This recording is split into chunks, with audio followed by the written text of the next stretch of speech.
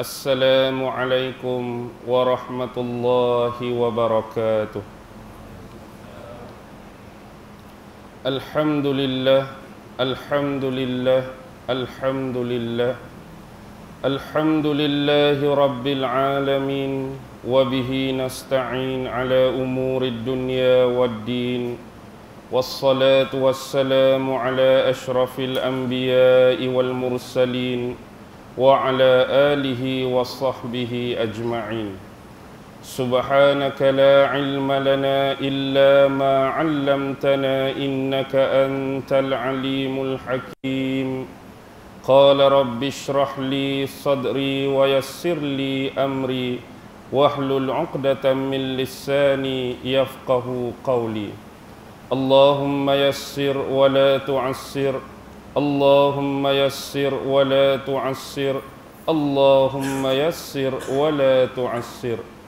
Allahumma salli ala sayyidina Muhammad wa ala alihi wa sahbihi wa sallam. Allahumma salli ala sayyidina Muhammad wa ala alihi wa sahbihi wa sallam. Allahumma salli ala sayyidina Muhammad wa ala alihi wa sahbihi wa sallam. Amma ba'd. Alhamdulillah, syukur kehadrat Allah Subhanahu wa ta'ala kerana dengan limpah kurnia rahmat, kasih sayang dan inayah daripada Allah Subhanahu wa ta'ala, alhamdulillah, malam ini kita masih lagi diberi kesempatan dan keizinan oleh Allah Subhanahu wa ta'ala untuk sama-sama berada di dalam rumahnya, dalam masjid ini. Dan alhamdulillah sebentar tadi kita dikurniakan dengan nikmat salat berjamaah maghrib. Alhamdulillah. Dan selepas ini kita akan berceramah dan berkuliah sebagaimana tajuk yang diberi dan ditaklifkan kepada saya, Ramadan Madrasah Tarbiyah Diri. Walaupun pada hakikatnya kita masih ada beberapa hari lagi untuk menerima kunjungan bulan yang mulia, bulan yang suci Ramadan. Apapun kita sekarang berada di kelebihan pertengahan bulan Sya'ban. Sebelum kita bergerak, ada baiknya saya mengalu-alukan dan mengucapkan ribuan terima kasih kepada pengerusi majlis, seterusnya AJK Masjid, daripada peringkat yang teratas sampailah yang ke bawah, kerana sudi untuk menjemput saya datang ke masjid ini, memberikan kuliah dan ceramah. Dan alhamdulillah perjalanan saya tadi lancar. Maksudnya tak payah tanya orang lah, ikut peta hak bagi tu sampai, alhamdulillah.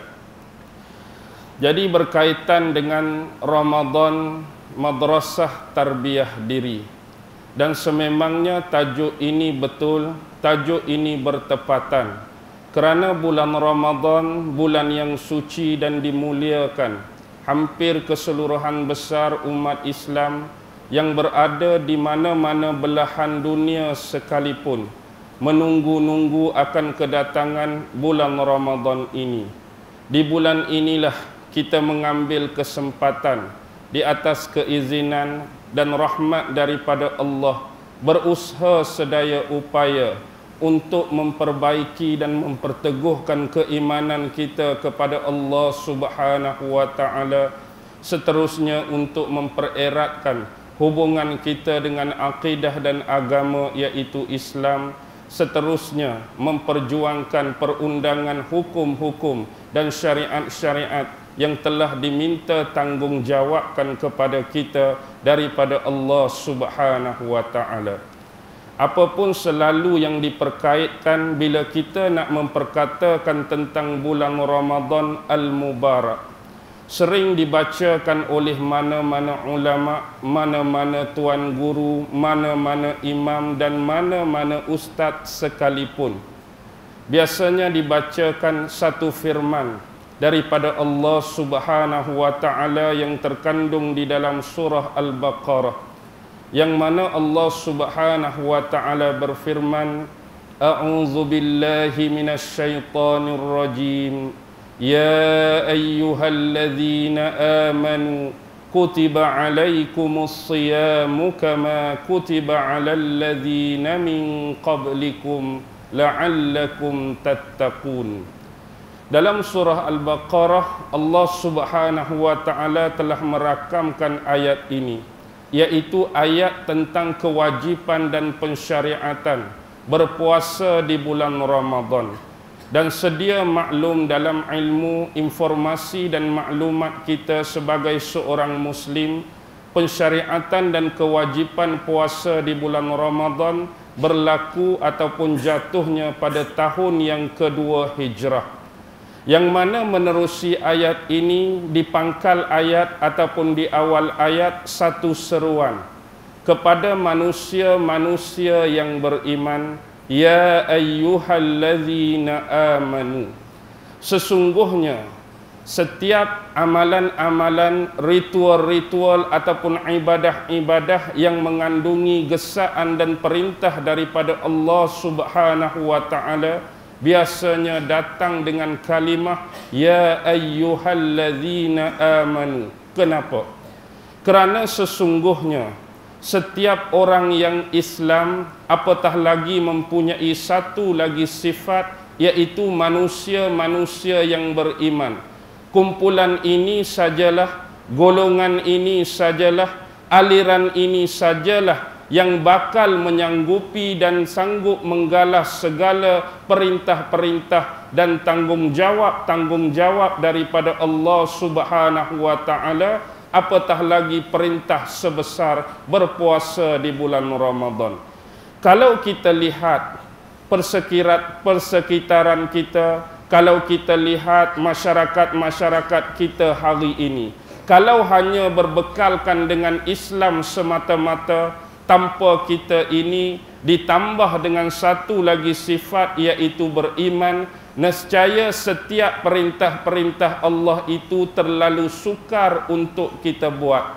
Nescaya perintah-perintah Allah itu terlalu sukar untuk kita amalkan. Bayangkan di luar sana kita boleh melihat satu fenomena yang berlaku sejak akhir-akhir zaman ini. Kalau katakan bab puasa, ramai di antara kita orang Islam yang berpuasa, tetapi di sana tak kurang juga yang tak puasa. Yang jadi masalahnya yang tak puasa tu bukan orang non-Muslim. Yang jadi masalahnya yang tak puasa tu bukan orang kafir. Hak tak puasa sekali dengan kita puasa pun ialah orang-orang Islam. Tetapi sekadar kita menyanggupi diri kita sebagai Islam semata-mata, tanpa kita menambahkan dengan satu lagi sifat, iaitu keimanan, nescaya setiap arahan-arahan dan setiap perintah-perintah Allah itu menjadi terlalu amat sukar, menjadi terlalu amat berat untuk kita buat dan untuk kita laksanakan.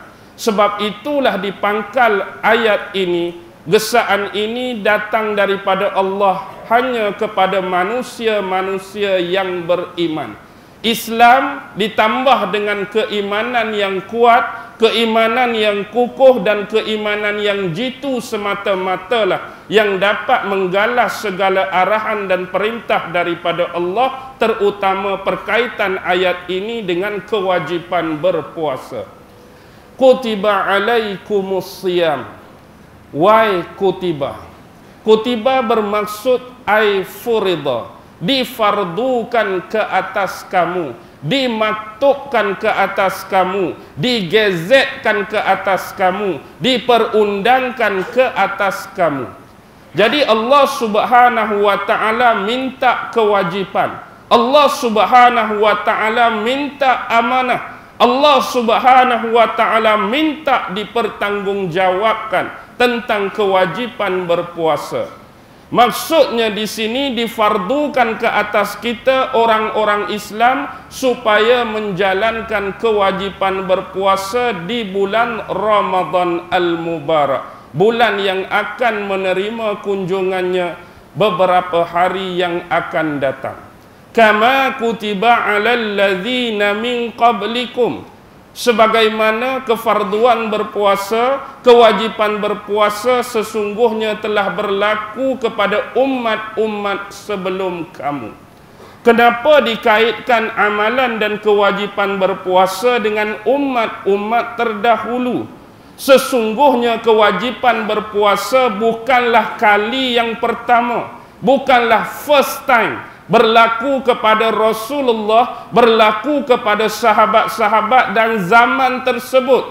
Tetapi amalan, ibadah, ritual, bentuk menahan diri daripada makan dan minum, bentuk menahan diri daripada bersama isteri dan pasangan masing-masing, bentuk menahan diri daripada melakukan sesuatu perkara yang boleh membatalkan amalan berpuasa sudah bermula sejak zaman dahulu kala. Ini bermaksud amalan berpuasa sudah ada dalam agama-agama sebelum ini. Amalan berpuasa sudah ada dalam budaya-budaya sebelum ini. Amalan berpuasa sudah ada dalam tradisi-tradisi sebelum ini, dan amalan berpuasa sudah ada dalam ketamadunan-ketamadunan sebelum ini. Baki lagi yang membezakan antara puasa yang sedang kita ibadahkan dengan puasa umat-umat dan golongan terdahulu, mungkin dari sudut pattern masa dan waktunya, mungkin dari sudut perkara-perkara yang berkaitan dengan tata cara ibadah dan ritualnya, dan beberapa perkara berkaitan yang lain. Ini memaklumkan kepada kita menerusi pandangan ulama-ulama tafsir, kenapa Allah mendatangkan tentang umat terdahulu untuk dikaitkan dengan kewajiban berpuasa. Ini sebenarnya untuk mendatangkan kesungguhan, ini sebenarnya untuk mendatangkan semangat, ini sebenarnya untuk mendatangkan motivasi kepada Rasulullah dan sahabat-sahabat beliau, supaya menahan diri daripada segala bentuk nafsu-nafsu sewaktu menjalankan ibadah puasa. Kalaulah umat-umat terdahulu telah berjaya menyelesaikan kewajipan, tugas dan misi masing-masing melalui ibadah ini, apatah lagi orang Islam di kemudian hari lebih bersemangat untuk melakukan ibadah yang namanya saum, yang namanya siam, atau yang namanya puasa. La'allakum tattaqun. Mudah-mudahan, moga-moga kamu akan menjadi manusia-manusia yang bertakwa. Dari sudut ibadah puasa ada target. Dari sudut ibadah puasa ada indikator, ada kayu pengukur. Level yang paling tinggi yang kita nak bila kita keluar daripada bulan Ramadan, ranking yang paling tinggi yang kita nak bila kita keluar daripada bulan Ramadan, kedudukan yang paling tinggi yang kita nak bila kita keluar daripada bulan Ramadan ialah menjadi manusia-manusia yang bertakwa kepada Allah Subhanahu wa ta'ala. Inilah fungsi mengapa Ramadan menjadi sebuah madrasah, mengapa Ramadan menjadi sebuah sekolah, mengapa Ramadan menjadi sebuah university. Walaupun mungkin tempoh pengajian dia, tempoh penghayatan dia, tempoh pengurusan dia, tempoh tarhib dia cuma mengambil masa antara 29 hingga 30 hari sahaja. Tetapi di sana, di sinilah memerlukan kepada kita dalam bentuk tarbiyah untuk mengembalikan semula potensi-potensi yang ada dalam diri kita, untuk mengembangkan kembali bakat-bakat sedia ada yang mungkin selama ini terpendam, yang mungkin selama ini kita tak gunakan, untuk memperkukuhkan hubungan kita dengan Allah dan Rasul, untuk memperkuatkan ibadah kita dari sudut segala hukum-hukum dan syariat dalam agama ini. Inilah pentingnya misi dan visi yang terkandung di dalam tarbiyah di bulan Ramadan. Baik, bila sebut tentang Ramadan, dia salah satu daripada rukun Islam yang 5 ke yang 6. Rukun Islam yang 5, yang mana tercakup di dalam rukun Islam ini ialah mengucap 2 kalimah syahadah, solat 5 waktu, puasa di bulan Ramadan, menunaikan zakat, mengerjakan haji di Baitullahil Haram di Mekah bagi yang berkemampuan. Jadi kita sebagai umat Islam berusaha sedaya upaya dan bersungguh-sungguh untuk melengkapkan kelima-lima carta yang terkandung di dalam rukun Islam bagi menjamin kelangsungan kita menjadi manusia yang Islam dan beriman secara hakiki dan hakikat kepada Allah Subhanahu wa taala. Cuba kita perhatikan antara perkara-perkara yang kita boleh kaitkan dengan bulan Ramadan. Lihat kepada carta rukun-rukun Islam. Bila kita sebut yang pertama ialah kalimah syahadah. Syahadah ni asalnya dalam bahasa Melayu ke bahasa Arab? Syahadah ini ialah bahasa Arab. Dalam bahasa Arab disebut syahadah. Dan hari ini penggunaan kosakata syahadah masih terus berlangsung penggunaannya dalam bahasa ibunda kita, bahasa Melayu. Sebab tu bila kita nak suruh orang lain mengucap atau kita sendiri nak mengucap, kita akan katakan cuba ucap 2 kalimah syahadah. Bermaksud syahadah masih kekal konsisten penggunaannya dalam bahasa Arab dan bahasa Melayu. Begitu juga rukun Islam yang kedua, iaitu as-salah. Dalam bahasa Arab, as-salah konsisten, terus kekal dalam bahasa ibunda kita. Hari ini juga kita namakan sebagai as-salah dan terlebih maklum disebut sebagai sembahyang. Walaupun asal sembahyang ni bukan Melayu asli tapi dari bahasa Sanskrit. Bahasa Sanskrit. Sebab dulu dalam budaya Hindu dia ada satu Tuhan nama Hyang Widi. Hyang Widi. Jadi orang-orang dulu sembah Tuhan ni. Jadi dia kata apa? Sembah Hyang Widi. Sembah Hyang Widi. Hak Widi tu tertinggal dah kat belakang. Jadi sembahyang semata-mata. Walaupun sembahyang hari ini bukanlah merujuk kepada sembahyang Widi itu, tapi sembahyang kita dilafazkan, diucapkan semata-mata kerana nak menyembah dan memperibadatkan Allah Subhanahu wa taala. Baik, zakat sebagai contoh, terus kekal dalam bahasa Arab sebagai zakat dan hari ini konsisten sebagai kalimah yang sama. Hang bayar zakat dah ke? Hang tunai zakat dah ke? Berapa zakat tahun ni? Zakat terus kekal konsisten. Haji. Haji dalam bahasa Arab hari ni pun kita sebut naik haji. Pi haji ke Mekah. Tapi satu-satunya yang membezakan rukun Islam ini dengan yang lain ialah ibadat puasa. Sebab puasa dalam bahasa Arab disebut as-saum awis siyam. Kadang-kadang kita sebut saum, kadang-kadang kita sebut siam. Tapi bahasa Melayu lari terus. Kita sebut puasa. Atau mungkin kita pernah dengar sahabat atau saudara mara kita kata, tahun ni kita start saum berapa hari bulan? Pernah dengar tak mereka kata lagu tu? Tak pernah dengar tak?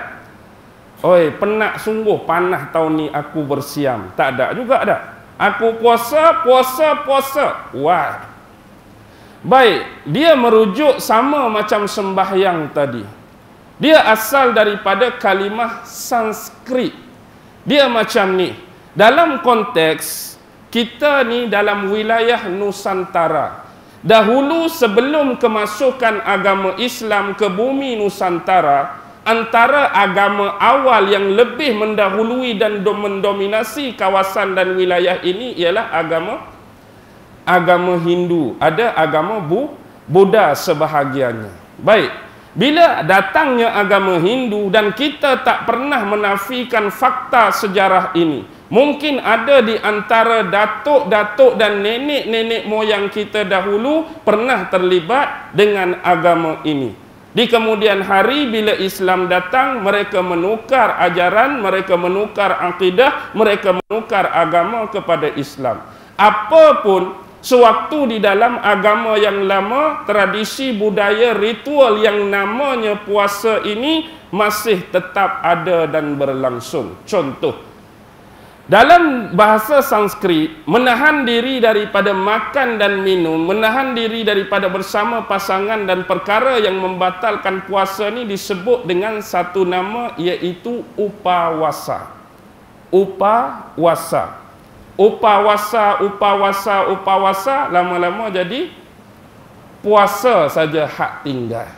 Kenapa sebut puasa? Sebab dahulu ibadat ni, masa Islam datang suruh buat macam ni, kami dah pernah lakukan benda yang sama dalam agama Hindu dulu. Mungkin konteks masa berbeza, mungkin konteks waktu berbeza, mungkin konteks cara sah batal dia berbeza, mungkin cara bentuk ritual, macam mana nak bersahur, macam mana nak buka juga berbeza.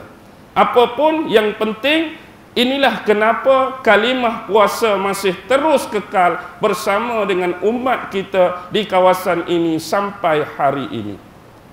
Baik, satu lagi ialah menyentuh tentang puasa. Satu benda yang saya nak kaitkan dengan ayat tadi ialah, bila setiap kali tiba bulan puasa, apa yang penting diniatkan oleh kita ialah sedaya upaya untuk cuba mengubah diri kita ke arah lebih jahat ke lebih baik. Siapa-siapa pun saya kira tak akan berniat pun untuk diri dia, bulan puasa ni, aku hak lagu ni sekarang nak berubah lagi jahat, nak berubah lagi buruk. Cuba angkat tangan. Tak ada, saya kira. Sesiapa pun, level mana kita berada di sekarang, peringkat tok guru ke, peringkat ulama ke, peringkat tok imam ke, Bilal Siap, sampailah orang bawah sekalipun, mereka sentiasa sedar akan kekurangan dan kelemahan diri masing-masing. Atas rasa sedar diri inilah lemahnya kita, kurangnya kita, di setiap kali bulan Ramadan kita sedaya upaya bersungguh-sungguh cuba untuk mempertingkatkan amalan-amalan, ibadah-ibadah masing-masing. Sama ada yang lebih bersifat wajib atau yang lebih bersifat sunat dan seumpama dengannya. Dari contoh ini kita jelas pada kita sesungguhnya bulan Ramadan mengajak kita kepada satu jalan yang benar, satu jalan yang hak, iaitu Islam. Dan Islam ini sebenarnya menggesa kepada setiap penganutnya untuk bertindak sebagai seorang da'i. Apa maksud da'i? Pendakwah. Saya belajar tak banyak ustaz, macam mana nak jadi pendakwah? Saya belajar sampai darjah 3, macam mana nak jadi pendakwah?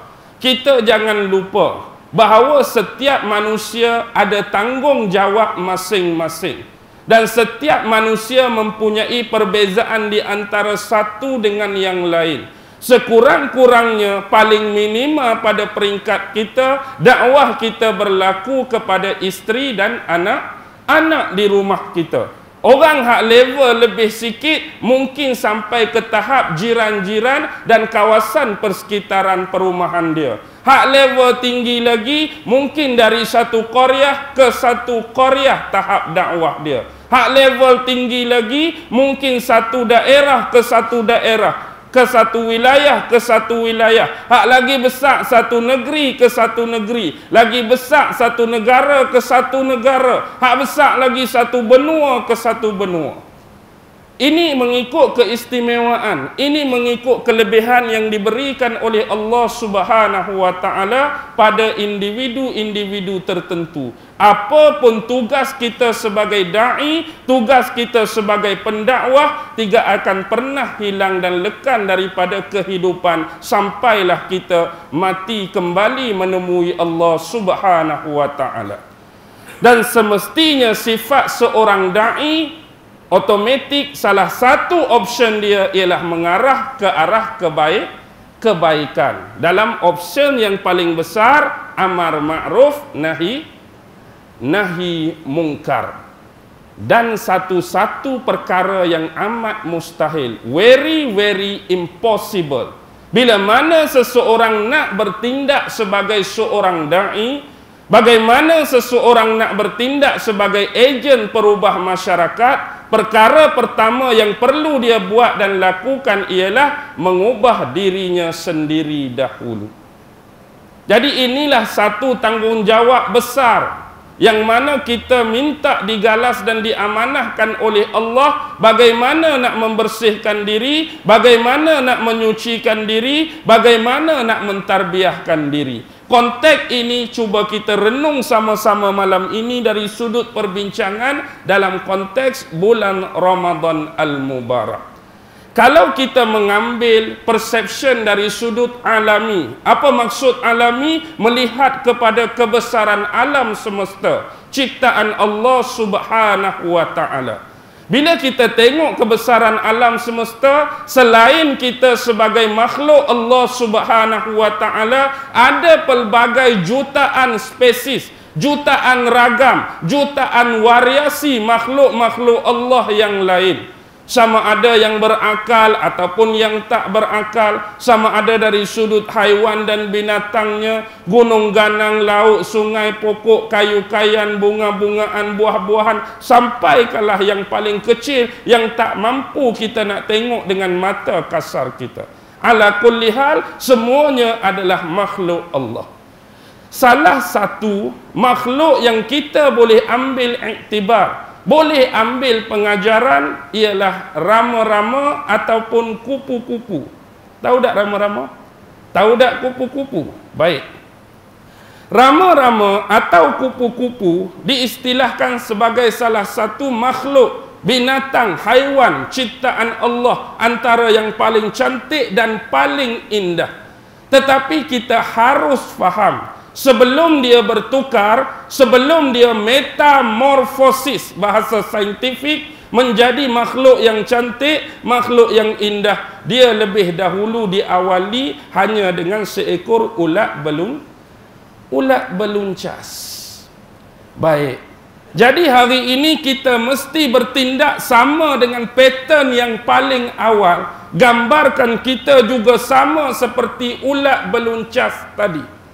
Ulat beluncas sifat dia terhad. Ulat beluncas persekitaran dia sempit. Ulat beluncas dia adalah pasif, tidak aktif. Bahkan kalau disebut ulat beluncas, dia akan digambarkan satu binatang yang menakutkan bagi sesetengah orang, terutama perempuan. Dan dia juga binatang yang menjijikkan bagi sesetengah orang. Dia juga binatang yang memualkan bagi sesetengah orang. Dia juga binatang yang mempunyai kelemahan dan kekurangan bagi sesetengah orang. Apapun kelemahan-kelemahan tadi mula akan tersingkap dari sudut kebenaran hakikat dia bila dia mula memetamorfosiskan diri dia. Maksud metamorfosis di sini, bila dia bertukar ulat beluncas menjadi kepompong.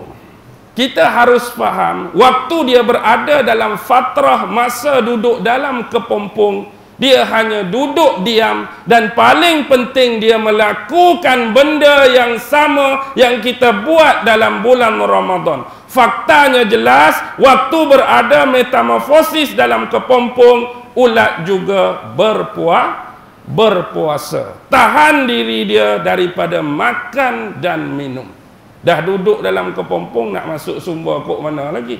Jadi dia tahan diri dia untuk beberapa waktu, beberapa masa dan beberapa tempoh.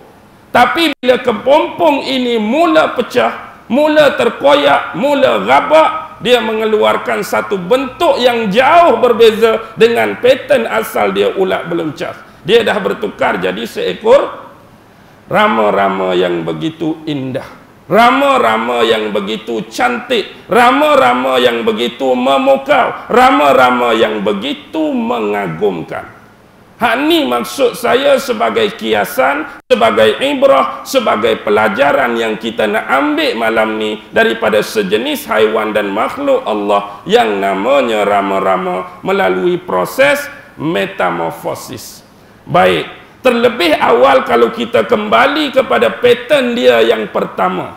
Hari ini kita duduk di taman mungkin, hari ini kita duduk di bawah pokok mungkin, tiba-tiba gedegang jatuh seekor ulat. Tindakan refleksi paling cepat, awal dan pantas apa kita buat? Oh, kesiannya. Gosok ke? Mana kita buat?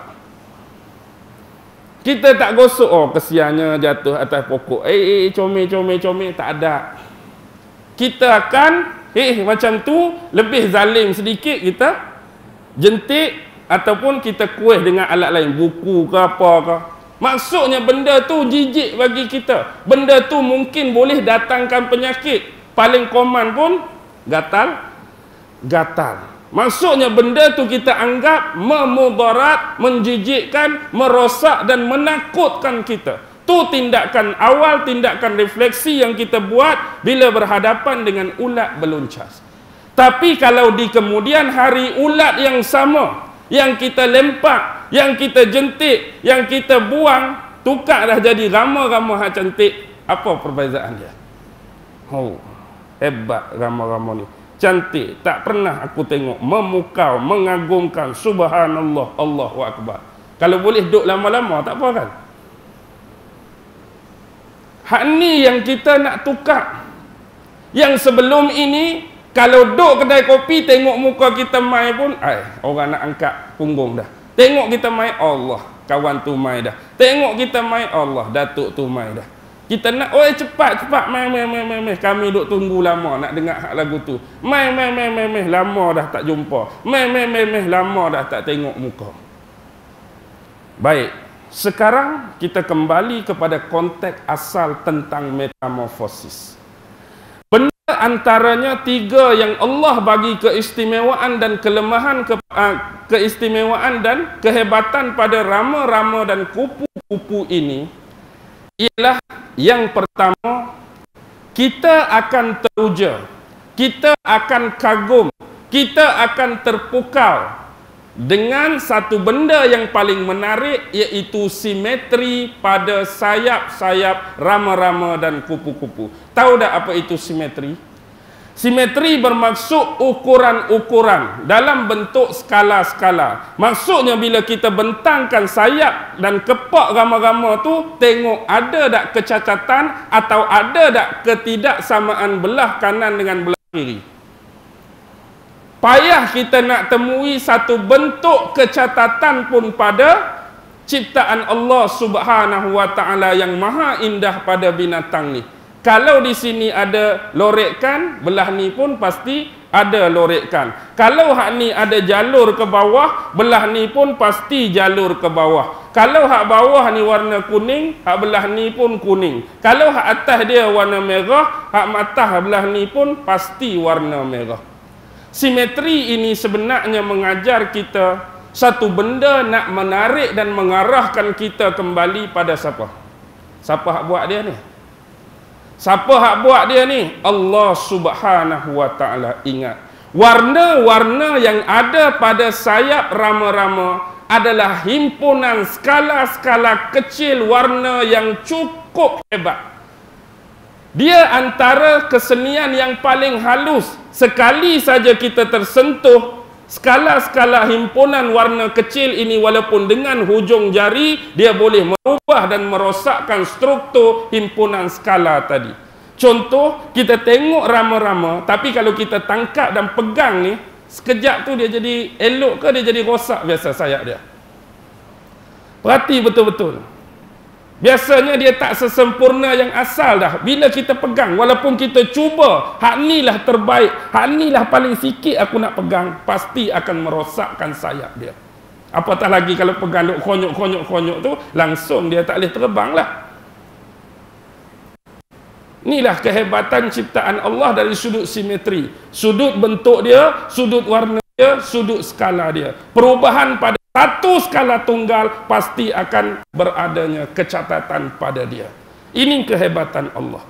Satu lagi nak bawa pada kita, bila dia bertukar jadi rama-rama, dia sentiasa akan menebarkan kecantikan dan keindahan. Keindahan yang mengingatkan kita pada Allah, bukan keindahan yang melalai dan melekakan kita. Bila kita tengok rama-rama yang cantik, biasa yang terpacur keluar daripada bibir mulut kita kalimah apa? Subhanallah, cantiknya rama-rama ni. Allahu Akbar, cantiknya rama-rama ni. Subhanallah ialah kalimah penyucian. Allahu Akbar ialah kalimah kekaguman. Maksudnya, bila kita tu nak menyucikan dia, bila kita nak kagum pada dia, sebenarnya terpalit pada kita, benda tu lebih cantik, benda tu lebih indah dari diri kita sendiri. Orang tak akan kata benda tu hebat, orang tak akan kata benda tu cantik, orang tak akan kata benda tu indah kalau kita mempunyai level dan ranking yang sama. Jumpa orang handsome, kita pun handsome juga. Oh, handsome-nya dia tu. Biasalah lagu tu. Aku handsome. Kita tak akan melebih-lebihkan. Kita tak akan kagum. Kita tak akan rasa hebat. Dia tu handsome, aku handsome juga. Kalau kita level sama. Kalau kita ranking sama. Tapi kalau muka kita memang gelap, jerawat batu banyak. Tapi kalau orang puji, oh handsome sungguh dia tu. Bandingan kita jauh. Kita akan jadi lemah, kita akan jadi kurang kalau level dia tak sama. Jadi kalau orang tu rasa dia dah di tahap keindahan dan kecantikan rama-rama, Allah cantik apa lagu tu, biasa. Bila kita rasa kita duduk level dia. Tapi bila kita ucap penyucian dan kekagungan, kita kena sedar diri kita di bawah level dia. Kita di bawah level rama-rama. Yang inilah nak mengajar kita untuk mempertingkatkan kembali potensi dan bakat-bakat yang ada pada kita supaya kita kembali berkepak dan bersayapkan keindahan dan kecantikan sama macam rama-rama tadi. Dan salah satu simetri ini mengajar kita tentang sifat adilnya rama-rama. Sebab apa dia adil? Dia pi ke masjid pun warna yang sama, kecantikan yang sama, keindahan yang sama. Dia pi kedai kopi pun dia tukar jadi buruk ke warna tu juga. Dia pi kedai kopi pun bawa kecantikan dan keindahan yang sama. Dia masuk pasar raya pun warna tu juga, cantik tu juga. Dia pi pasar ikan pun warna tu juga. Maksudnya di sini nak anggap, nak kias, kita pun kena buat benda yang sama. Jangan pi masjid tunjuk-tunjuk baik. Jangan pi masjid tunjuk-tunjuk alim. Jumpa sama geng kita, tercabut serban, tercabut kopiah. Tak ada orang sini tengok kita. Ronggeng sikit, danduk sikit, karaoke sikit. Maksudnya kita dah tak adil pada simetri tadi. Jadi adil sama seperti rama-rama. Itulah kita, itulah hakikat. Itulah kebenaran di mana saja kita berada. Ini pengajaran pertama yang kita boleh ambil daripada metamorfosis kupu-kupu dan rama-rama. Pengajaran kedua yang Allah Subhanahu wa taala bagi kita, keistimewaan rama-rama ini ialah dia ini tega dan betah, suka duduk lama di tempat-tempat yang cantik dan baik.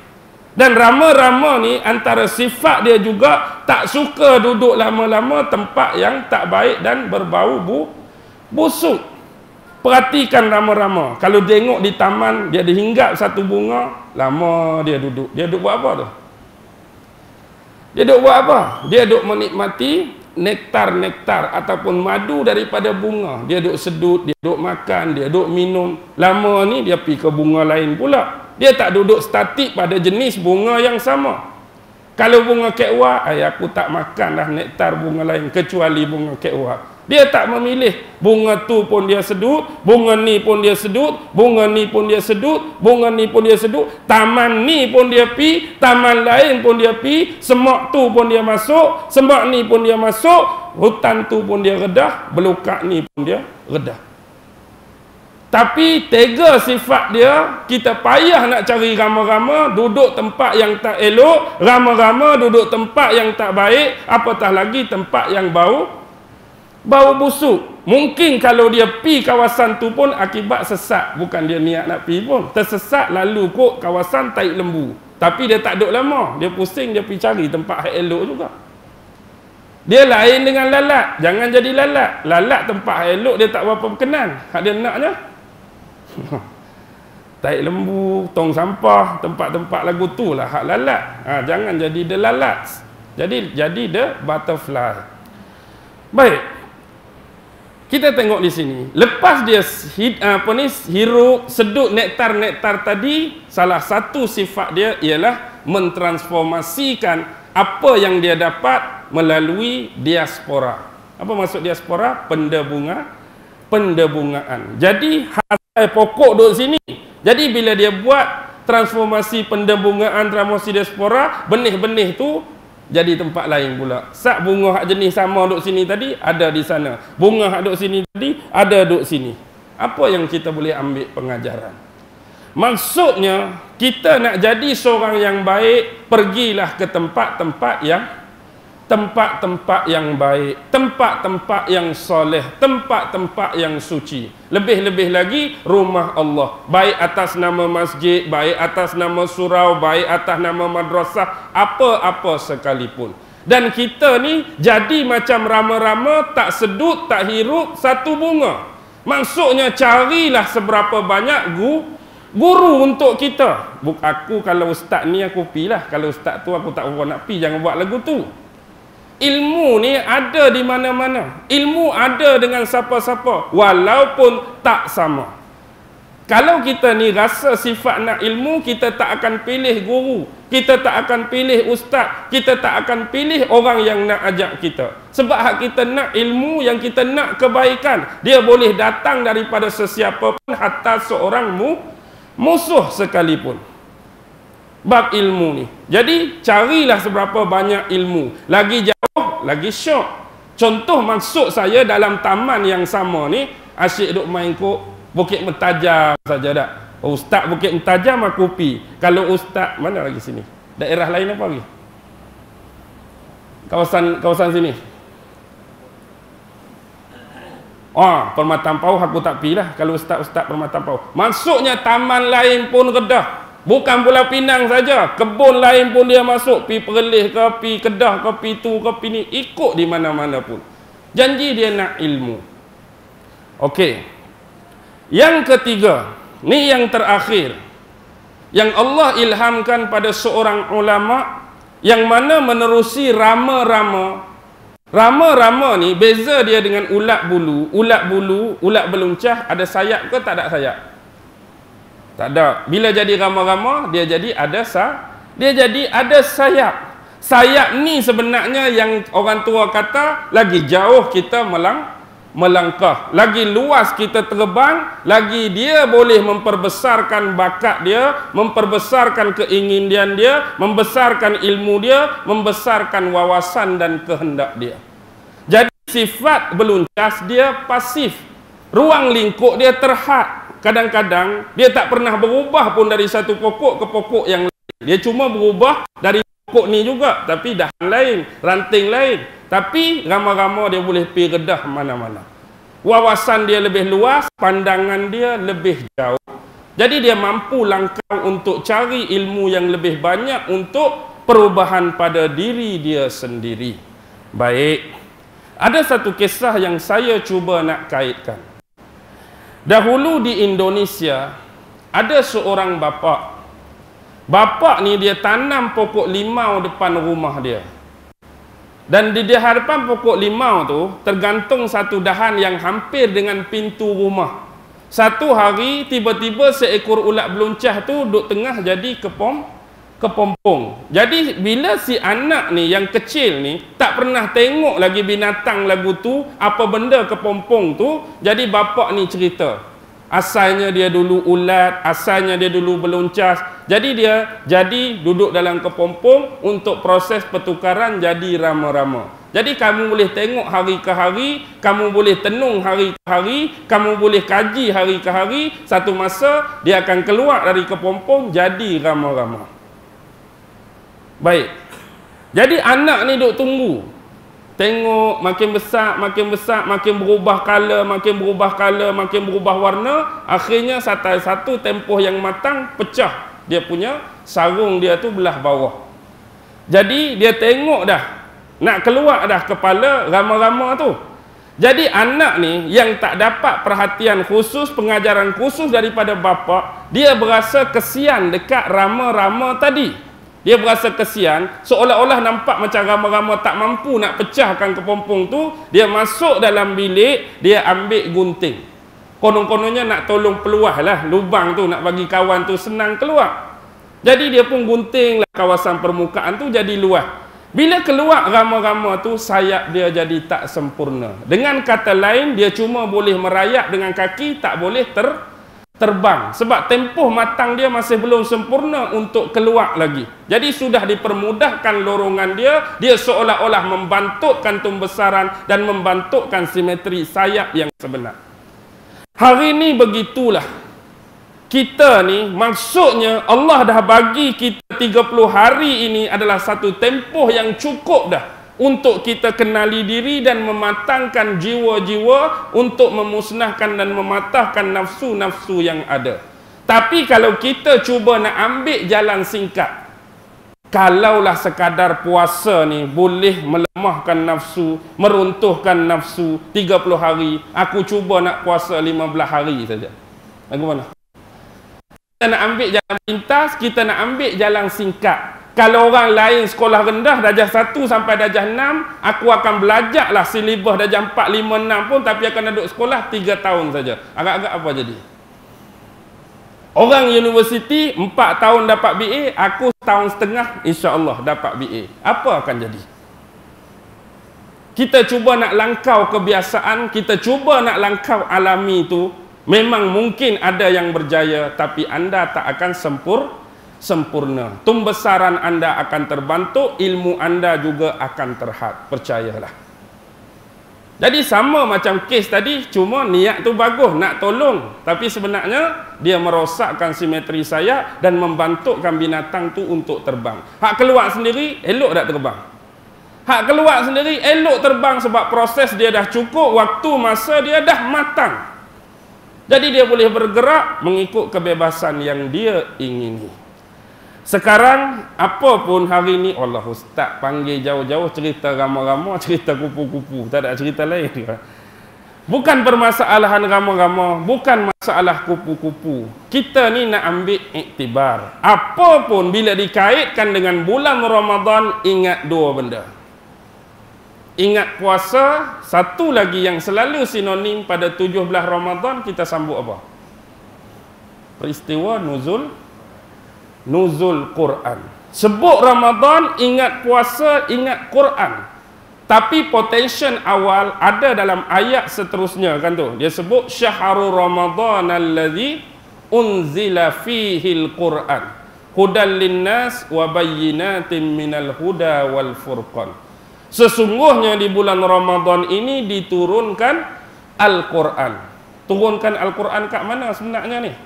Konteks turun Al-Quran pada malam nuzul Quran ni, apa cerita sebenar, apa konsep sebenar, apa konteks sebenar. Cerita nuzul Quran ni, Allah turunkan keseluruhan Al-Quran. Kalau konteks hari ni ikut bilangan kita 30 juzuk, Allah turunkan daripada Lauhil Mahfuz ke Baitul Izzah di langit dunia. Tu konteks nuzul Quran. Duduk di Lauhul Mahfuz, bawa turun ke langit dunia, ada satu tempat nama Baitul Izzah.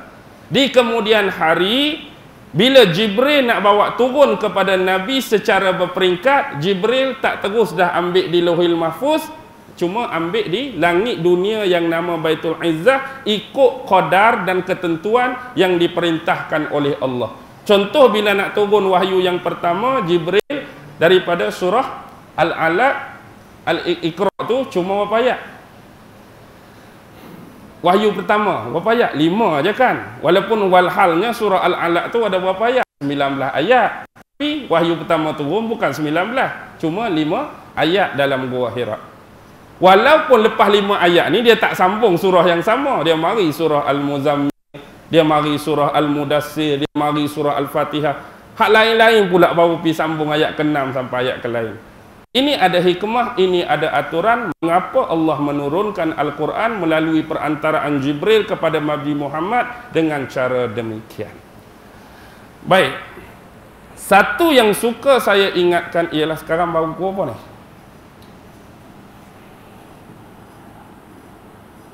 Pukul 9. Sejam lagi boleh? Kau orang sini, ustaz tak pernah ada lagi lah ceramah 2 jam setakat ni. Sejam suku dia tu saja. Kalau betul sejam suku, saya berhenti, tak ada masalah. Cuma saya nak kaitkan, bila sebut tentang Ramadan, kita terbayang 2 bulan sebelum Ramadan. Terutama bulan Rejab dan bulan Sya'ban. Rejab, Sya'ban dan Ramadan adalah 3 bulan yang senantiasa diperhatikan oleh sebilangan besar umat Islam untuk kita ambil pengajaran, untuk kita ambil hikmah-hikmah, untuk kita ambil fadilah-fadilah, untuk kita ambil keistimewaan-keistimewaan dia. Dalam bab ini saya berlepas tangan. Sememangnya saya tidak suka untuk mencampuri dari sudut perbahasan bukti-bukti, dalil dan hujjah. Bagi saya ini adalah suatu perkara yang remeh-temeh, walaupun tidak kurang pentingnya. Dari sudut kita nak beramal tentang kelebihan dan keistimewaan satu-satu bulan. Bila masuk bulan Rejab, bila masuk bulan Sya'ban, kita selalu dikaitkan dengan pandangan dan pendapat-pendapat.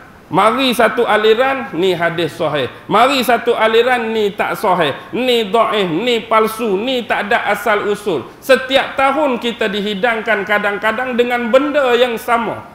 Masih tidak cukupkah kita? Masih tidak fahamkah kita dengan dalil-dalil yang sentiasa berulang setiap tahun ni?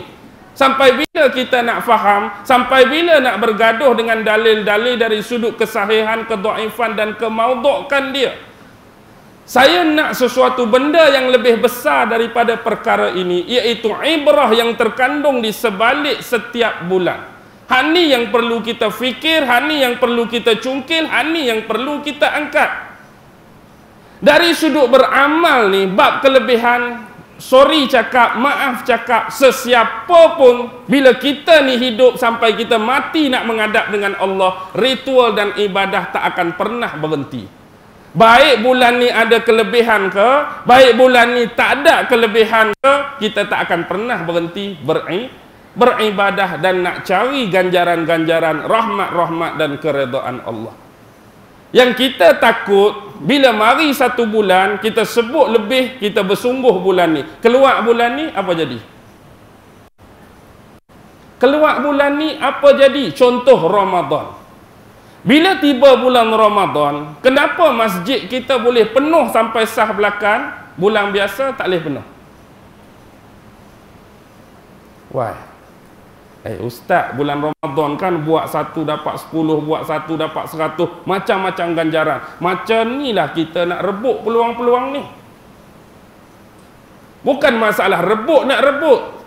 Bulan Ramadan pun masjid ni, bulan tak Ramadan pun masjid ni juga mailah, penuhkanlah. Kita tak mau bulan Ramadan jadi macam potongan-potongan peratusan yang besar pada pasaraya kita. Pasaraya hari biasa, tempat parking kereta tak banyak. Tapi bila kata harga runtuh 70%, harga runtuh 80%, penuh parking kereta. Sebab nak dapatkan barang-barang murah dipotong-potong-potong peratus tadi. Kita tak mau masjid kita jadi macam potongan harga runtuh pasaraya. Bulan biasa parking tak penuh, bulan Ramadan ganjaran tu, ganjaran ni, ganjaran tu, ganjaran ni penuh. Habis Ramadan kering balik tempat parking. Habis harga runtuh tak ada balik parking dekat the mall atau sebagainya. Jangan buat lagu tu tentang rumah Allah. Apa bezanya hari biasa dengan hari yang lain? Tentu ada beza dia dari sudut kelebihan dan keistimewaan. Tetapi bab datang rumah Allah, bab datang ke masjid, itu adalah satu keutamaan. Itu adalah satu keutamaan, tempat yang sama. Contoh yang saya nak kait, bila sebut bulan Rejab, anda selalu sinonim dengan apa? Sebut aja bulan Rejab, orang teringat benda tu bulan Rejab. Apa dia? Peristiwa apa? Bulan Rejab. Isra' dan Mi'raj. Baik, sebut bulan Rejab, orang teringat Isra' Mi'raj. Sebut bulan Ramadan, puasa dengan nuzul Quran. Baik, sebutkan teringat ke apa bila mari bulan ni, bulan Sya'ban. Nisfu Sya'ban lagi. Apa lagi? Okey, baik. Kita pi bulan Sya'ban. Nisfu Sya'ban tu nisfu Sya'ban lah. Tahu tak kita, nak try cari tak kita, nak try cungkil tak kita, nak try gali tak kita, apa yang pernah berlaku pada zaman Rasulullah dulu. Bertepatan hari Selasa memang berlaku 15 Sya'ban. Apa peristiwa besar yang berlaku? Apa peristiwa besar yang berlaku pada zaman Rasulullah berada di Madinah bertepatan hari Selasa 15 Sya'ban? Tahun yang kedua hijrah sama macam tahun pensyariatan puasa. Juzuk yang kedua surah Baqarah, ayat pertama dia ayat 142. A'udzu billahi minasyaitonir rajim. Sayaqulu as-sufaha'u minan nasi ma wallahum an qiblatihim allati kanu 'alaiha. Qul lillahil masyriqu wal maghrib yahdi man yasha'u ila siratim mustaqim. Ayat ni tentang apa? Perpindahan dan peralihan arah kiblat dari Masjidil Aqsa ke Masjidil Haram di Baitullah. Tapi bila tiba nisfu Sya'ban, berapa ramai yang orang ingat kisah ini? Bila tiba bulan nisfu Sya'ban, berapa ramai yang ingat tentang peristiwa peralihan kiblat dari Baitul Maqdis ke Baitul Haram di Mekah yang berlaku pada hari Selasa 15 Sya'ban tahun kedua hijrah. Baik.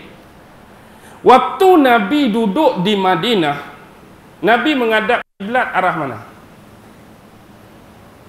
Nabi menghadap kiblat arah mana? Duduk di Madinah? Ni bab kiblat ni. Bukan main-main. Besar bab kiblat ni. Silap kiblat habis. Nabi duduk Madinah, lepas hijrah dari Mekah ke Madinah, Nabi menghadap ke mana sembahyang? Baitul Maqdis kan? Ke Masjidil Haram? Sudah. Kok mana ni? Duduk di Mekah, hijrah ke Madinah. Sampai di Madinah, Nabi menghadap kiblat, arah kiblat kok mana? Mekah Baitul Haram ke Baitul Maqdis? Baitul Maqdis. Baitul Maqdis. Sebelum hijrah duduk di Mekah, Nabi menghadap ke mana? Sebelum hijrah, memang Nabi duduk Mekah tu, Nabi semayang menghadap ke mana? Sudahlah ke tak? Baik. Masa Nabi duduk di Mekah sebelum hijrah, bila Nabi semayang, Nabi bersolat, selalunya orang sebut Nabi menghadap Baitullahil Haram. Nabi menghadap ke arah Kaabah. Betul, Nabi menghadap ke arah Kaabah. Tetapi yang sebenarnya Nabi menghadap ke arah Sakhrah di Baitul Maqdis. Nabi menghadap ke arah Sakhrah di Baitul Maqdis. Tetapi bila Nabi nak mengarah ke arah Sakhrah di Baitul Maqdis, Nabi masuk dalam Masjidil Haram, arah Nabi semayang itu ada petanda di antara dua rukun. Jadi orang duk anggap Nabi semayang menghadap ke Kaabah. Contoh, rukun yang pertama kita, tempat kita nak start, rukun Hajar Aswad. Lepas rukun Hajar Aswad, rukun, siapa pergi Mekah? Saya tak mau bagi jawapan. Orang pergi Mekah 5 kali, orang pergi umrah 10 kali, rukun kedua, rukun apa?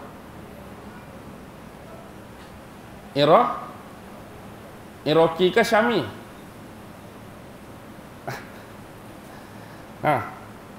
Lepas Hajar Aswad, rukun Syami ke rukun Iraqi? Sudahlah tak? Tak kira lah Iraqi ke Syami ke Yamani. Baik. Maksudnya bila Nabi tu semayang memang menghadap ke Kaabah, tapi petanda dia ada dua rukun.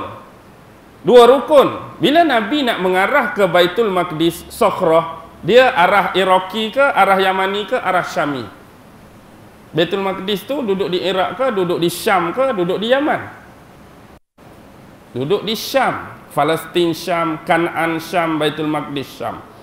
Jadi bayangkan kalau Nabi tu nak menghadap ke Syam, Nabi tak boleh duduk di belah sana. Kalau Nabi duduk belah rukun tu, muka Nabi akan menghadap ke arah lain. Jadi kalau katakan ni rukun Syami, tu Nabi nak menghadap rukun Syami, Nabi kena duduk antara dua ni. Dia tak boleh duduk belah ni. Kalau duduk belah ni, muka Nabi akan membalikkan Syami. Kalau ni dia nak menghadap Syami, dia kena duduk antara dua rukun ni. Inilah panduan Nabi. Jadi bila Nabi semayang menghadap ke Kaabah, orang ingat ke? Semayang ala ke Kaabah, sebenarnya Sakhrah Baitul Maqdis. Tapi bila Nabi hijrah ke Madinah, Allah perintahkan supaya semayang tetap tala ke Baitul Maqdis. Dulu Nabi ada petanda. Duduk di Mekah ada Kaabah, senang nak buat. Kok ni. Bila duduk sana, tak ada dah. Ke Madinah ada Kaabah lain. Jadi, go on terus menghadap ke Baitul Maqdis. Berapa lama Nabi menghadap ke Baitul Maqdis? Satu riwayat kata 16 bulan, satu riwayat kata 17 bulan. Maksudnya setahun lebih. Bila Nabi hijrah menghadap kau tu setahun lebih, automatik setahun lebih tu tahun ke pertama ke tahun kedua hijrah. Dah setahun lebih, takkan tahun pertama lagi, tahun ke dua hijrah. Waktu itulah Nabi minta mengharapkan bahawa dia dapat menukarkan kiblat ke Baitul Maqdis menghadap kepada kiblat bapa dia Nabi Ibrahim alaihissalam. Nabi dah tawak hati dah nak menghadap ke Baitul Maqdis. Why? Sebab bila orang-orang Yahudi, kelompok Yahudi terbesar di Madinah waktu itu ada tiga. Yahudi Bani Quraizah, Yahudi Bani Nadir, Yahudi Bani Qainuqa. Jadi setiap kali bertemu dengan Rasulullah, mereka kata apa? Wahai Muhammad, sesungguhnya kamu datang daripada Mekah berhijrah ke Madinah. Kamu datang ke Madinah membawa satu agama yang bertentangan dengan kami. Kamu datang ke Madinah membawa satu agama yang berlawanan dengan kami. Tetapi dari sudut sembahyang, dari sudut kiblat, kamu sembah kiblat yang sama dengan kami. Ayat ni bukan sekadar ayat pernyataan, tetapi ayat berbentuk sindiran dekat Nabi. Mari ke Madinah dari Mekah, bawa agama tak sama macam kami, bawa agama duk lawan kami, bawa agama bertentangan dengan kami, tapi time nak semayang menghadap kiblat kami juga.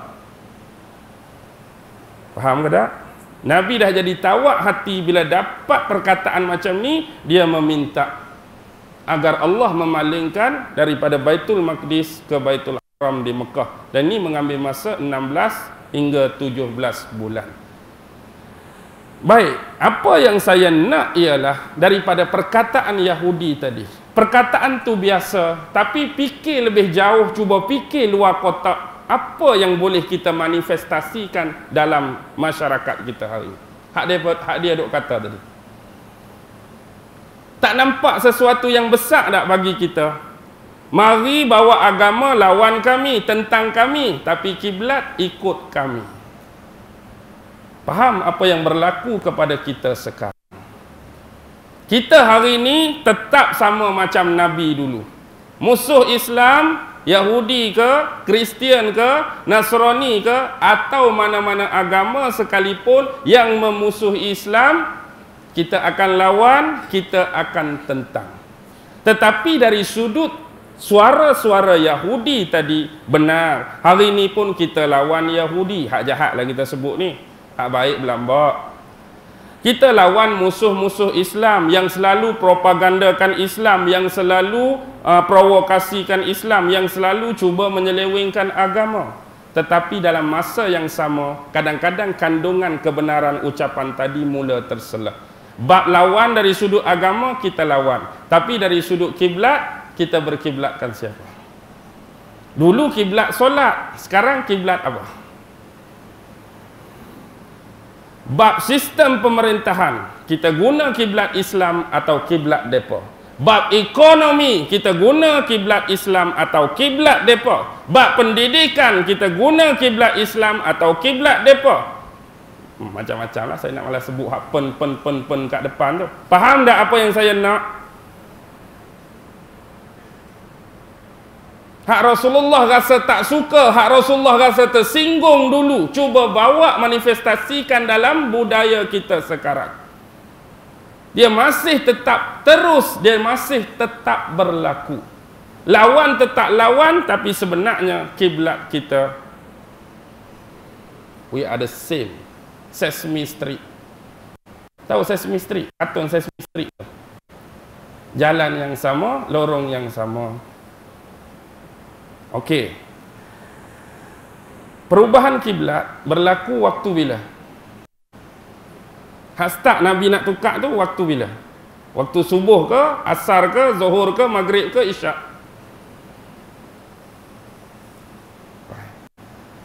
Ada dua riwayat. Kalau menurut Imam Bukhari, sampai periwayatan yang panjang sampai sahabat Al-Barra' bin Azib, Imam Bukhari dalam hadis dia, dalam sahih dia, pertukaran kiblat berlaku pada waktu asar.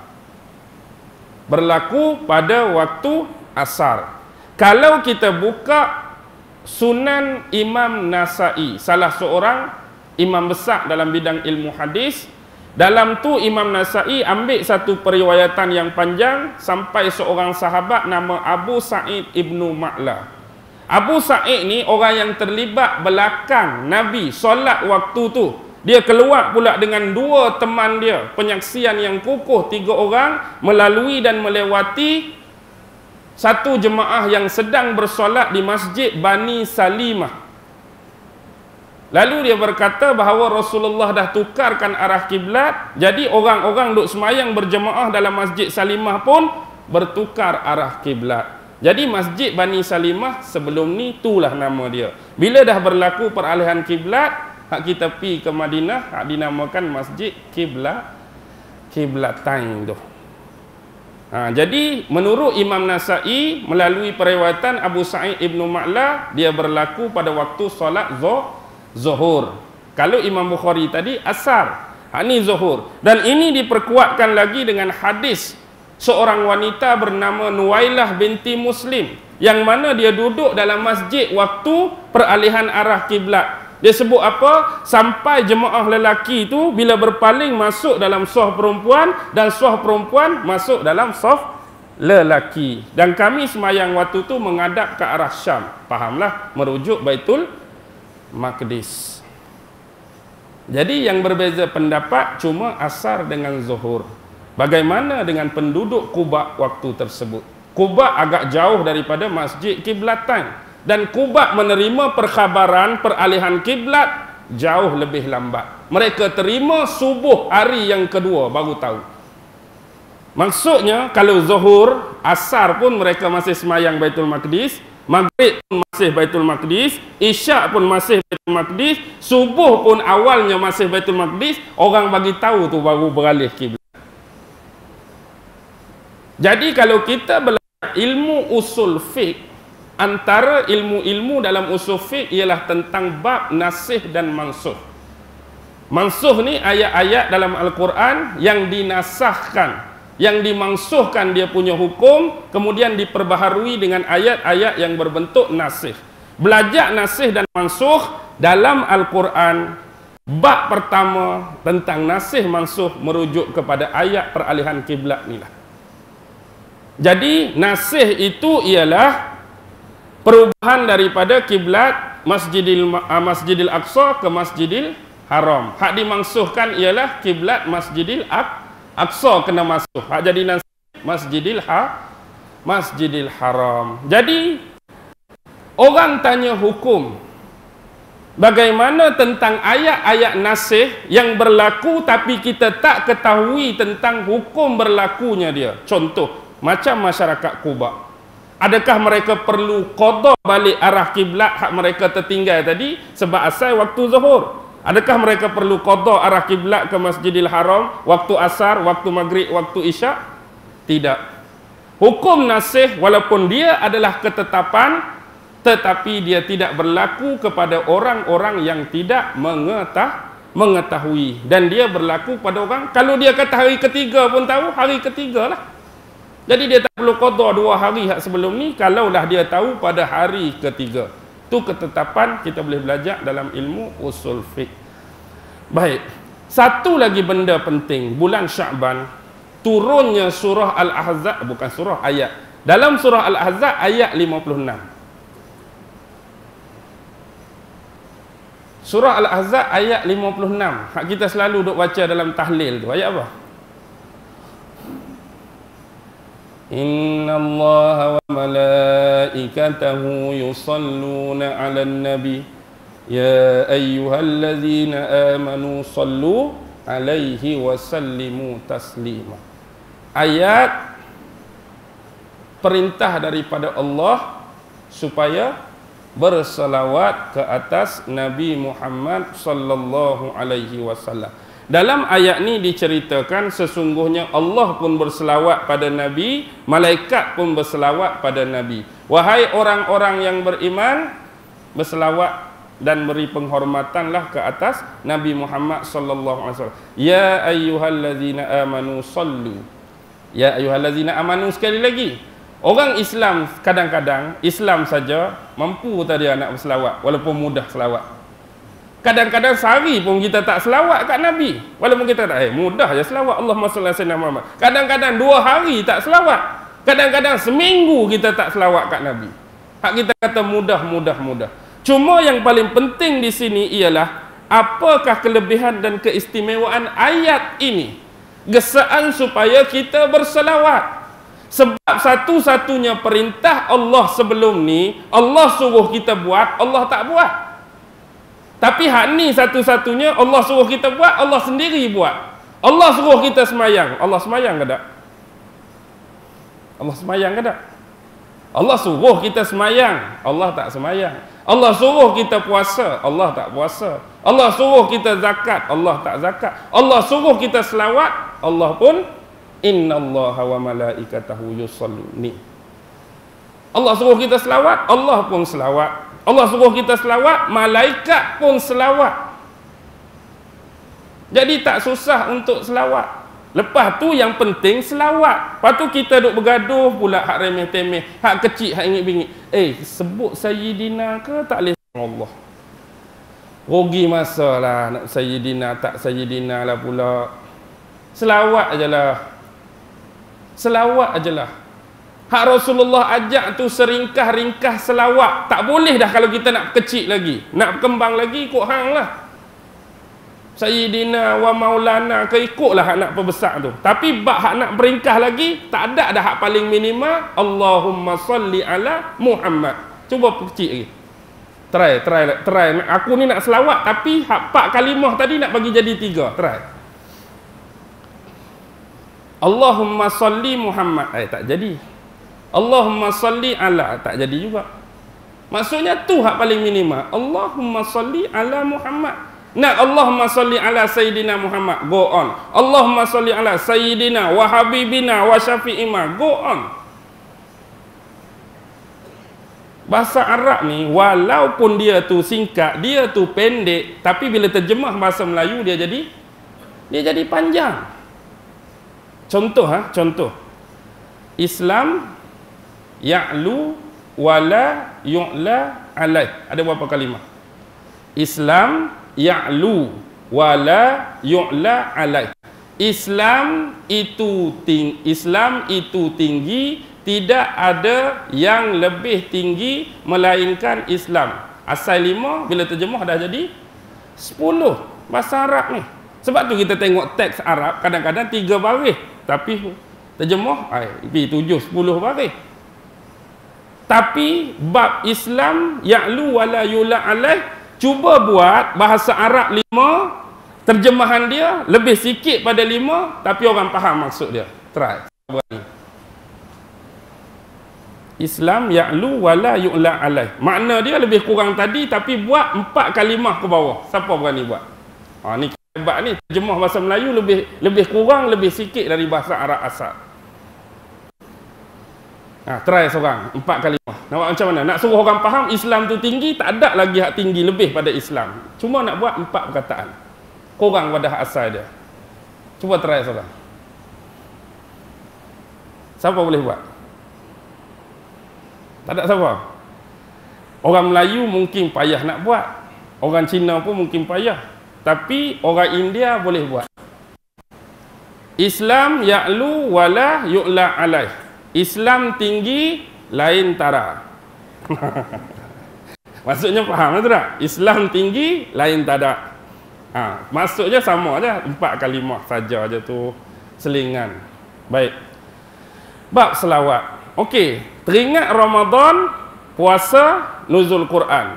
Teringat bulan Syaban, peralihan kiblat dengan selawat ke atas Nabi. Sebut bulan Rejab, Isra' Mi'raj tu ada 2 benda.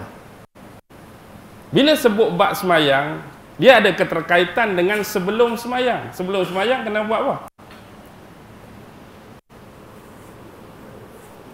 Wudu.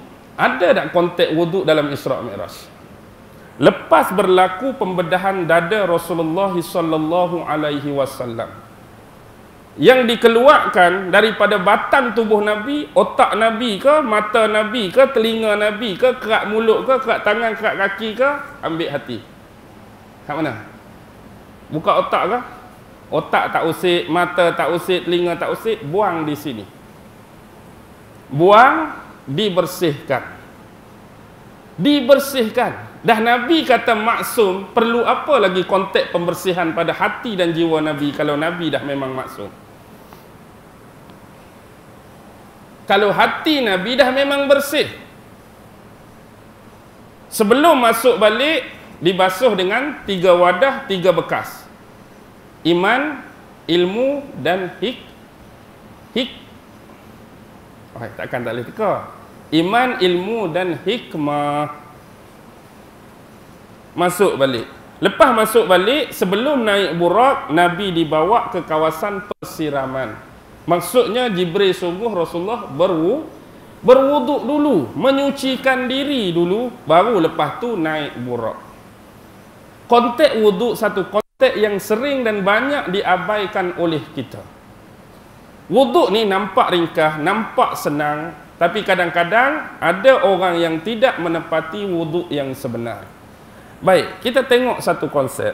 Saya ambil satu penulisan jurnal oleh seorang profesor yang bernama Dr. Magomedov. Nama dia. Dr. Magomedov ni buat satu jurnal. Dia salah seorang pengasas BASES. BASES. Biological Active Sport.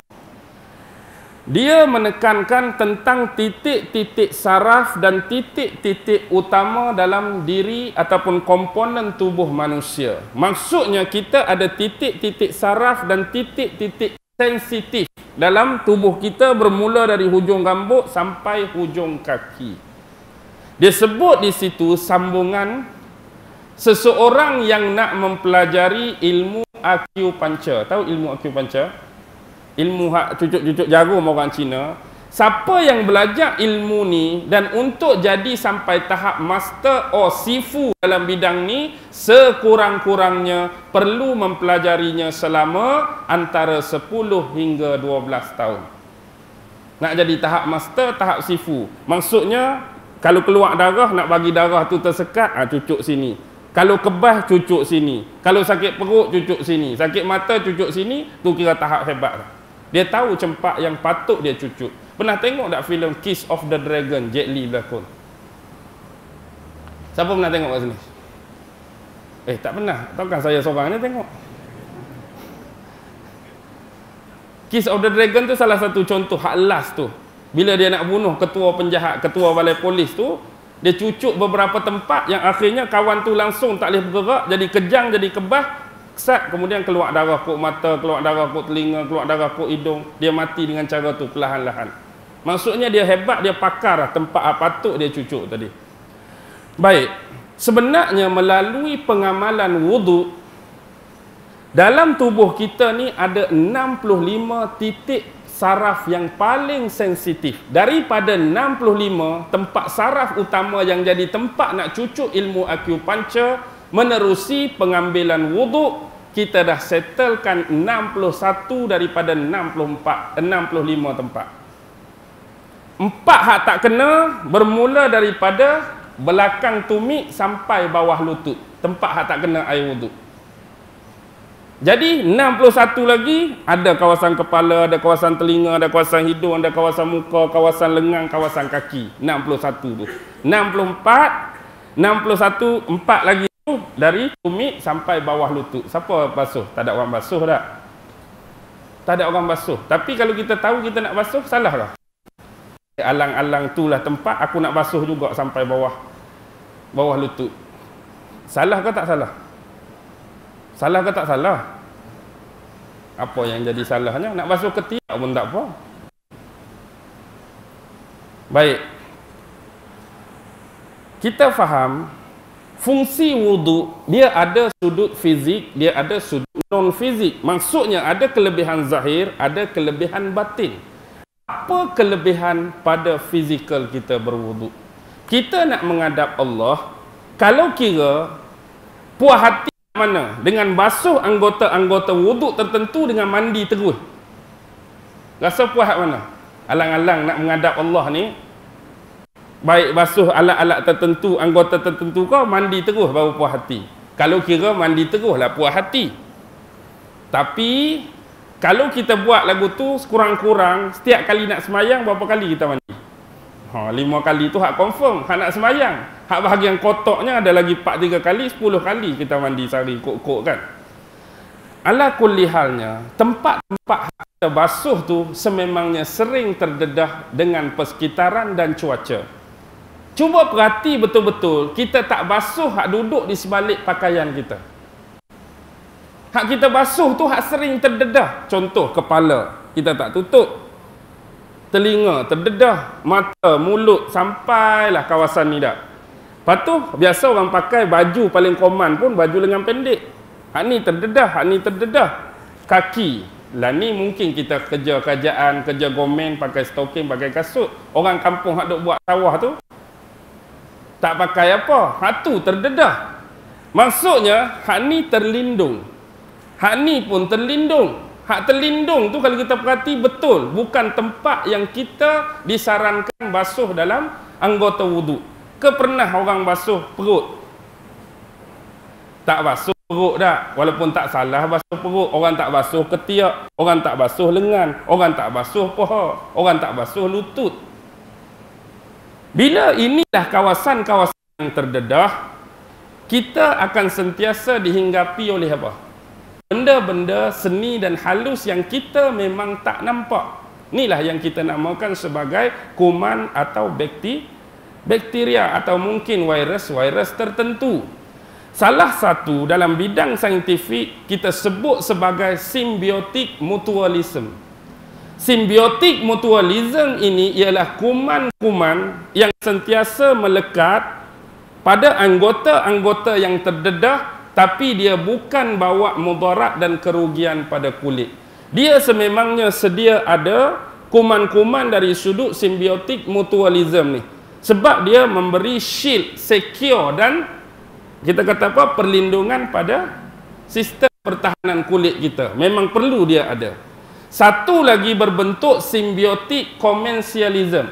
Hak ni pun ada, tetapi dia tak bawa mudarat, tak bawa penyakit, tak bawa kerugian. Hak jadi masalahnya satu lagi bentuk kuman dipanggil pathogen potential. Opportunistic dia panggil, hak ni lah boleh bawa mudarat, hak ni lah boleh membawa kerosakan pada kulit. Akibat terdedah ni kita tak tahu, kita tak nampak. Jadi kemungkinan 3 tu ada-ada dengan kita. Jadi setiap kali kita nak menghadap Allah, kita sentiasa basuh benda tu. Otomatik kita sebenarnya sedang menghilangkan kuman-kuman yang halus, kuman-kuman yang seni, kuman-kuman yang kita tak nampak, yang duduk pada struktur kulit-kulit kita yang terdedah. Satu hal. Yang kedua, kulit kita ni sebenarnya satu lapis ke banyak lapis? Satu lapis ke banyak lapis? Banyak lapis. Yang inilah kita panggil lapisan epidermis. Kita belajar sains tingkatan 4, tingkatan 5 dulu. Yang paling atas dipanggil lapisan sel tanduk. Ini dipanggil stratum corneum. Ingat tak? Belajar tingkatan 4 tu. Wah, tak ingat tak apa. Hak inilah yang paling banyak terdedah dengan kedatangan kuman, kedatangan bakteria, maksudnya kulit-kulit yang tak elok, kulit-kulit yang sakit, kulit-kulit yang menggelupas. Bila kita basuh dengan air, dia dapat menyucikan unsur-unsur tersebut. Di samping setiap kali kena air, dia menjaga kelembapan pada kulit. Sebab kulit kita duk kena matahari, dia sedut ayak, dia hisap ayak. Jadi dia kering. Bila kering, kita basuh 5 kali sehari melalui bukan upacara, melalui wuduk tadi, dia dapat menjaga kelembapan pH dia tu. Tak pernah tengok iklan pH tu. Dia dapat merangsang dan menstimuluskan kembali. Kalau orang tak semayang, cukup pakai Wrestling Intensive Care tak? Orang-orang kafe tak semayang, Wrestling Intensive Care lah dia nak pakai tu lotion ni, nak jaga kelembapan dia. Kita cukup jaga dengan ambil air wudu. Tu dari sudut fizik. Dari sudut kerohanian, why kita ambil wudu 5 kali sehari? Sebenarnya dari waktu subuh sampai waktu zuhur, berapa jam celah tu kita ada masa? Lepas sembahyang subuh nak sampai zuhur berapa jam masa duk celah? Berapa jam? Lebih kurang 6 hingga 7 jam. Kita basuh secara simbolik kerohanian. Sebab alat-alat yang terdedah tadilah selalu anggota itulah yang tak pernah lekang daripada dosa dan maksiat pada Allah. Kita lepas semayang subuh contoh, baru semayang, baru jemaah, baru baca Quran, baru wirid, baru meratik. Tapi nak sampai waktu zuhur, singgah kedai kopi. Duk kedai kopi, awet cantik, awet jelita, awet seksi, awet terdedah, siapa duk tengok? Mata duk tengok, duk buat dosa, duk buat maksiat. Lepas tu mulut duk mengumpat Pak Cik Din, duk mengumpat Kak Limah, duk kecari orang tu, duk kutuk orang ni, mulut pula. Bahagian telinga duk dengar kata-kata cacian, duk dengar kata-kata makian, duk dengar kata-kata buruk, duk dengar hal-hal dosa. Bak tangan, waiter lambat sikit, gedegang, pam bagi penampak. Nak keluar, tendang meja dengan kaki, sepak kucing. Nak sampai zuhur, macam-macam dosa dah anggota kita ni buat. Jadi simbolik basuh tu, basuh daripada maksiat-maksiat dan dosa tadi. Pasal apa perlu ulang balik masuk waktu asar? Sebab nak zuhur, nak sampai ke asar, duk buat cerita lain pula. Hari-hari duk ulang cerita lain. Hari-hari duk ulang cerita lain. Jadi setiap kali kita berwuduk, fahami tentang konsep fizik dan non-fizik, zahir dan batin. Why kita berwuduk? Lepas tu dia ada hubungan dengan semayang. Dia ada hubungan dengan amalan soleh. Sekarang kalau kita perhati betul-betul, untuk masuk bulan Ramadan ni, Rejab, Sya'ban, Ramadan, keterkaitan dengan benda tadi cukup rapat dan cukup dekat. Bila sebut bulan Rejab, wuduk dan semayang. Bila sebut bulan Sya'ban, masjid, kiblat dan selawat. Bila sebut bulan Ramadan, Quran dan puasa. Nak buat apa mana? Hak tu lah. Wuduk jangan tinggal, semayang jangan tinggal, selawat jangan tinggal, masjid jangan tinggal, puasa jangan tinggal, Quran jangan tinggal.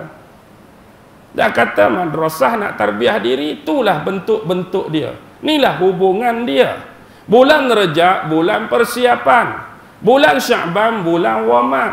Bulan Sya'ban, bulan tanding, bulan melawan. Macam kita sportman, macam kita sportwoman ahli sukan. Dapat tahu berita pertandingan tu, pertandingan ni, liga tu, liga ni, kita buat persediaan. Kalau kita main badminton, kita sediakan stamina, kita sediakan raket, kita sediakan net, kita berlatih. Tapi sebelum berlatih kena warm up. Kalau tak warm up, liga bila? Esok. Hang berlatih dah? Hang warm up dah? Hang jogging dah? Tak jogging, aku standard. Main pagi esok 2 kali semih, sangkut dagu kat net. 2 kali semih baru sangkut dagu kat ni. Apa? Oh, aku lama tak berlatih. Hak main hokinya sekali tibai, 2 kali tibai, penat, sakit pinggang, sakit belakang. Sebab apa? Tak warm up. Hak ramai jadi kecundang bulan Ramadan sebab mensia-siakan bulan Rejab dan bulan Syaban. Bulan Rejab dulu suruh kita ready, suruh kita sedia, suruh kita schedulekan apa kita nak buat. Bulan Syaban ni warm up. Kalau nak main bola dah berlatih dah ski dah lari dah pecuk dah ni, senang kita nak masuk berlawan. Senang kita nak masuk tanding. Masuk bulan Ramadan tanding lah. Tanding buat apa? Tanding buat amal, tanding buat ibadat, tanding badi lama duduk dalam saf, tanding badi lama baca Quran, tanding badi lama wirid. Ni makin hujung makin maju saf, bukan maju ke belakang, maju ke depan. Malam pertama sampai kena keluar atok sejadah. Malam pertengahan sampai 15 dia maju ke depan tak. Malam 27 tinggal satu saf. Malam ke-28 Tok Imam, Tok Siap, Tok Bilal. Hak lain sibuk nak raya. Malam dekat-dekat nak raya, Tok Siap sakit perut, Tok Imam cuti, tinggal Tok Bilal seberang. Malam raya tutup, semua buat kuih raya dah tak. Jadi orang lain sibuk cari Lailatul Qadar, kita sibuk Lailatul Qamdar kan. Duk cari kain. Baik, itulah. Kita jangan jadikan soft rakaat kita di bulan Ramadan sama macam carta piala dunia kan. Awal-awal banyak tak? 32 pasukan penuh. Lepas tu masuk pusingan kedua tinggal 16 pasukan. Kita pun tinggal 16 soft juga. Lepas tu masuk suku akhir tinggal 8 soft. Masuk separuh akhir tinggal 4 soft. Masuk akhir tinggal 2 soft. Jangan jadi buat macam skedul ataupun catat pertandingan bola sepak. Pukul berapa dah ni? 9.40. Saya pun penat ni. First time biasalah. Panggil lain pula insya-Allah. Panggil lain lah pula insya-Allah. Saya pun hari ni ada family day sebenarnya dekat Teluk Bayu tu. Balik tadi pun dekat pukul 2.30, pukul 3 dah. Jadi sat rehat sekejap. Jadi alhamdulillah sempat datang hari ini, bertemu mata, berkenalan dengan jemaah-jemaah dan ahli Qaryah di sini. Apapun kuliah ataupun ceramah kita hari ini, walaupun saya campur adukkan antara 3 bulan, walaupun ketentuan kita yang lebih utama pada Ramadan. Jadi kuliah pengenalan malam ni nak suruh kita ni berfikir dan mengembalikan semula bakat-bakat dan potensi diri kita untuk kita memperteguhkan kita dengan agama Allah, hubungan dengan Nabi Muhammad, hubungan dengan agama, hubungan dengan hukum hakam, hubungan dengan syariat dan sebagainya. Apapun hubungan dengan Allah adalah salat, hubungan dengan Nabi adalah selawat, hubungan dengan manusia adalah silaturrahim. Sayang kita pada Allah, banyakkan kalimah la ilaha illallah. Sayang kita pada Nabi, banyakkan selawat. Sayang kita pada diri sendiri, banyakkan kalimah istighfar, meminta dan memohon keampunan daripada Allah Subhanahu wa taala atas segala kesilapan, dosa-dosa, maksiat-maksiat dan kesalahan yang kita lakukan sejak kita baligh sampailah usia kita sekarang. Wabillahi taufiq wal hidayah. Wassalamu alaikum warahmatullahi taala wabarakatuh. A'udzu billahi minasy syaithanir rajim. Bismillahirrahmanirrahim. Allahumma innaka ta'lam anna hadhihi al-quluba qad ijtama'at ala mahabbatik waltaqat ala ta'atik wa tawahhadat ala da'watik wa ta'ahadat ala nusrati syari'atik. Fawassikillahumma rabitataha wa adim waddaha wahdiha subulaha wamla'ha binurikal ladzi la yakhbu washrah suduraha bifaidil imani bik wa jamili tawakkuli alaik wa ahyiha bima'rifatik wa amitha ala syahadati fi sabilik innaka ni'mal maula wa ni'man nasir. Wa sallallahu ala sayyidina Muhammad wa ala alihi wa sahbihi wa sallam. Subhana rabbika rabbil izzati amma yasifun wa salamun alal mursalin walhamdulillahi rabbil alamin. Allahu akbar.